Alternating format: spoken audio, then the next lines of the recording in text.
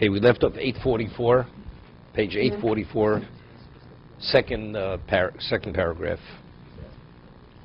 He's going to explain that the ultimate objective of everything is to come to Avos Hashem. And he says, therefore, he predicated the gate of abstinence before the gate of love of Hashem.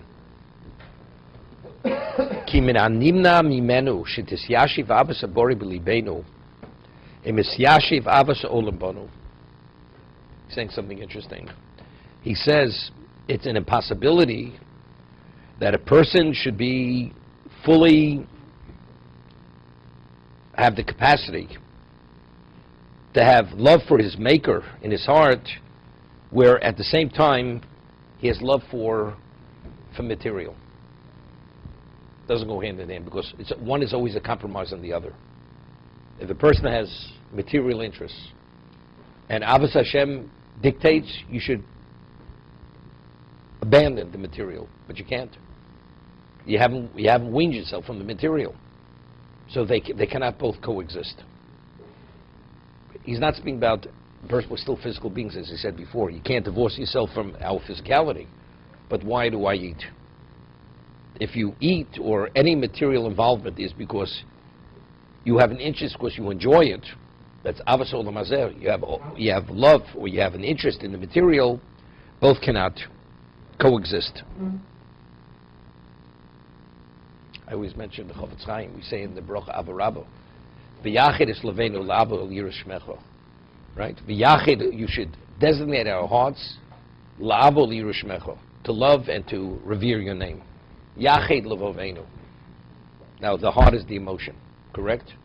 So he explains it with emotional. He says a person was a diamond merchant, and he had very special diamonds, and he kept them in a certain kind of box, wrapped in a cloth, and his neighbor always wanted to see these diamonds, and he never had the chutzpah to ask the neighbor. So one time the neighbor who had the diamonds was traveling out of town, so he asked his neighbor if he would watch it while he was away. So he said he would watch it. So the neighbor always wanted to see these exquisite diamonds, says to the owner of the diamonds, when you're away, would you mind if I just look at the diamonds? He says, look, I allow you to look at them. So he's excited. He opens up the box, unwraps the silk cloth that the diamonds are wrapped in, and he finds, together with the diamonds in the box, apple cores, decayed apple cores. See, he doesn't understand it. I mean, here you're dealing with something of such value and such beauty, and you have all this garbage in the same box. Right? Doesn't make sense. He says, there must be something wrong with this diamond merchant. What is he keeping? Something of such precious value, of such great value, together with something which is garbage. So the Chovot HaLevavos says the heart is what? That's the emotion. The love is the heart. So we love Hashem, and we have love for other things which are totally inappropriate. At the same location, for the love of Hashem, that we love other things. So he's explaining that both of them cannot coexist. It's even more than that. They both can't coexist, because one is an infringement of the other. If you have a love for the material, it's an infringement on loving God. It's a famous story with the Chovos HaLevavos. He had a son who was exceptional, one of a kind, tzaddik, genius, retentive memory, and he passed away at the age of 17. He had a son. When he was younger, the Chovos HaLevavos, when his son passed away, he said to Hashem, he says, until now I divided my love between my son and you. Now it's all yours. That's the statement that Chovot HaLevavos made when this son passed away. So it's a similar idea what the Chovos HaLevavos are discussing at this moment. No, he had other children. This son was the most special of his children. Passed away, he was 17 years old. It still doesn't take away from the apple core, still don't take away from the value of the diamond. The diamond is very valuable. No, I understand. I didn't say it was exactly the same as this. But the value of, you can still do other things and still have value. No, the Chovos HaLevavos only spoke about that's the inappropriateness of both being in the same location. Here we're talking about one infringes, one detracts from the other. Right?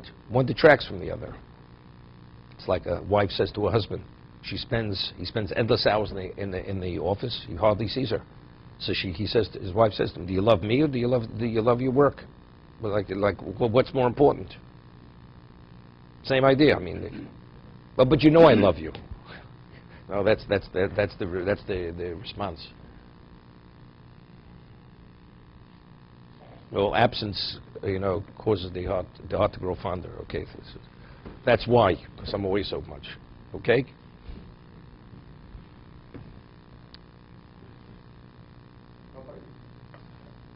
Here you see that the ultimate goal is Ahavat Hashem.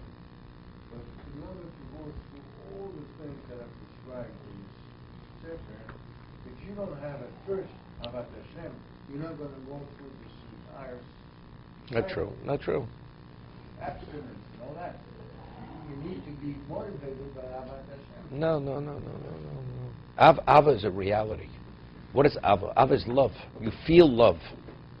You may want to arrive there. I want to achieve that. But love is you're at the point. I love God. Does a person feel love? Something you love, you're willing to sacrifice and to give up everything for that love. Because you love that. Right? We're not saying why a person does. Why I'm willing to compromise on my physicality. Because ultimately I want to achieve something. But what is the ultimate when you have that sense of love? That's the level of achievement, of accomplishment. But it's a prerequisite to it, is what I'm saying. Everything's a prerequisite. It's a prerequisite to go through this. No. Kashi yeleva mamin rak mi avas olam uponi mitavosov mitzarakoro bino. He says the heart of the believer, reik mi avas olam. It's devoid of love for the material, for the world. Uponi mitavosov, and it's removed from all desires. Mitzarakoro bino. Because of his level of recognition, his level of understanding. Tisyashiv avasa bore belibo. So then, the love for God will be secure in his heart. V'yatkua benavsho, kvihi kosvelo v'akarosa oso.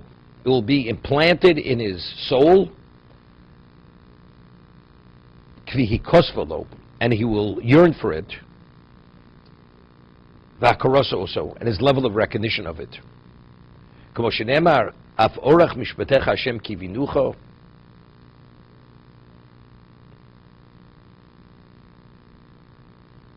In the path of your judgments, God, we wait for you. L'shimchot zichro tavas nofesh. And for your name and for your recollection, it's the desire of the soul.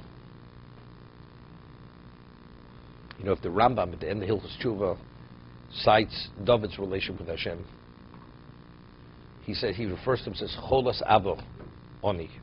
He says, I'm sick with love. I'm lovesick. His love for Hashem, as much as he had, as much as he did for Hashem, he always felt he'd never had enough. He was consumed with it. To David, nothing meant anything. Nothing had value. Everything was his love for Hashem. That's why David was able to be David. David was the most special. After the Avos HaKadoshim and Moshe Rabbeinu, we have David HaMelech. That's how special David was. But it's interesting. Humility is a prerequisite. Also, is a prerequisite for all this. What's humility? Humility, it's not me. But if you have, and David is classified as the third most humble person. You have Moshe, you have Avram Avinu, and you have David. Those are the three levels of humility. Right? He says, I'm a worm and not a person. So, okay? So if you're humble, humble means it's not me, it's you. So therefore, my interests, I have no interests. My interest is only accommodating you. I'm submitting to you. And that's what it's all about. But if a person doesn't have that exceptional level of humility, so it's your comfort, it's your interest, it's the way you want to see it, you believe it to be. So therefore, it's a contradiction. Then one compromises the other. To be continued.